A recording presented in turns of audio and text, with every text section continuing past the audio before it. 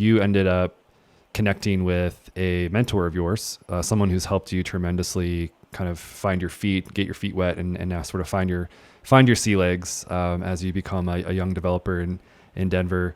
And it is connected to a site called Moto, I believe, on 8th and Sherman in Cap Hill in Denver. Tell us about that moment, because I think that's a really poignant moment in your brief journey so far, but I think it's really cool.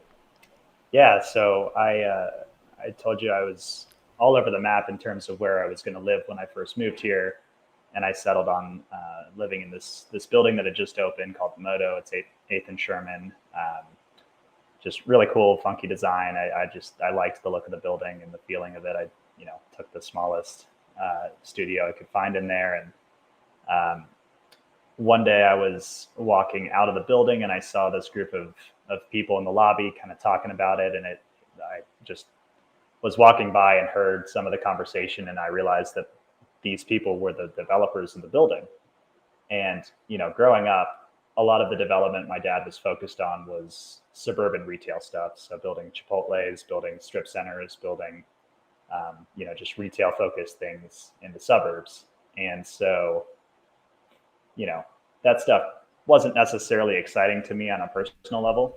But what was exciting to me was design and urbanism. And, this group of people had just built this building in this urban neighborhood that had really cool design. And I had to learn more. And so I walked up to one of them and I just said, "Hey, look, I'm a broker. I'm trying to get into development. It seems like you guys developed this building. I'd love to get a coffee with you and just learn about that process and what this kind of development is." And so there's a guy named Jonathan Alpert who's with Westfield Company now. And,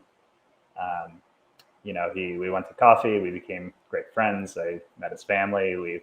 He was really, truly, I think, my first friend that I met out here in Denver, and just totally took me under his wing. And he actually started in a similar way. I think he actually started at Sullivan Hayes as well, was the first stop in his career. And so, we just had a lot to connect over and had a lot of shared interests on our personal lives. And so for me, it was just, it just felt like I had found something where my personal interests kind of, meshed with the development world. And that was really exciting.